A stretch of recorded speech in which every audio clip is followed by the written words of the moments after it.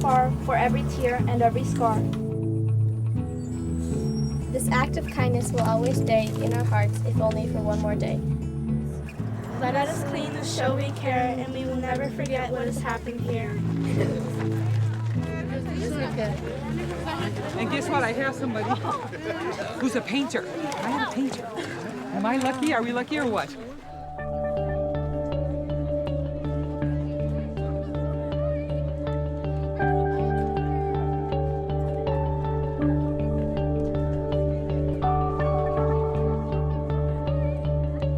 I didn't expect this many hands to help me today, but I sure appreciate the fact that you all came.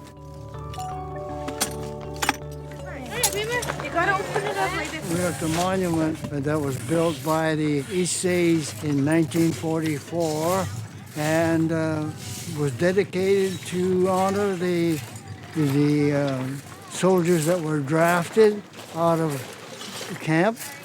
We're located on the Gila River Indian community. We used to come up and paint this once a year, twice a year, sometimes more often. I have come alone at times to make it look better, but I've reached the age where I've got to pass the job on, and many of these institutions, like the middle schools, are taking it up. We're going to try to clean up all this glass and paint over the graffiti. And we want to pay our respects to the veterans that were here. Yeah. People like messed it up. They throw bottles everywhere, and there's like a lot of glass everywhere, and it's kind of sad because this monument's here for the people, like for the people who are in the internment camps. I feel that it was a great opportunity to come here and to not only just clean up, but to respect the people in the 442nd and the people at the internment camp.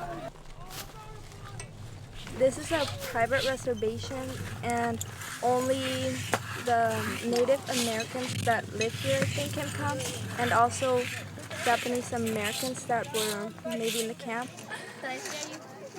This area, there were 2 camps. There's some still, they're like places where the buildings would stand.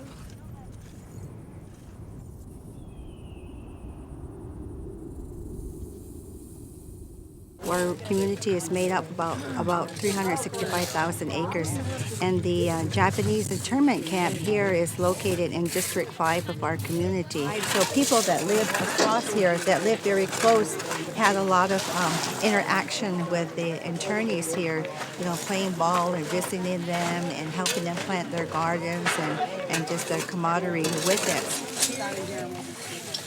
I think it's wrong to have people that are believed to be the enemy locked up, even though they didn't do anything to you. They were dirty. If people keep seeing the graffiti and everything, they're gonna think that they can do the same thing.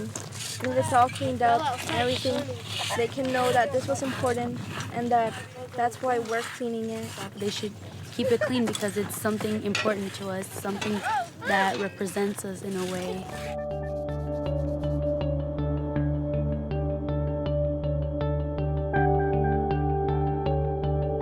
When everyone gathers together like that, it solidifies, it brings together, it makes solid that unity that we want. And that's exactly what you guys have done here. You've come together. So as we leave here today with memories well alive of tragic past the government tried to hide, we will speak the truth and will pass it to the next generation's youth.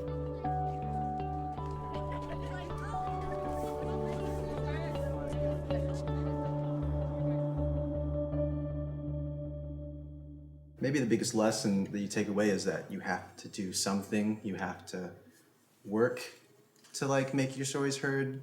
People need to talk and to revisit the past, because without it, we continuously seem to come across the same roadblocks in culture, society again and again and again. I've heard the same stories since I was like a little girl, and I don't remember all of them, but it's kind of just this idea that's imprinted in like probably me and my brothers, like the back of our minds, is this idea of kind of acceptance and tolerance, and and kind of like learning from our mistakes and trying not to repeat these like kind of blips in history that were really tragic to a lot of people.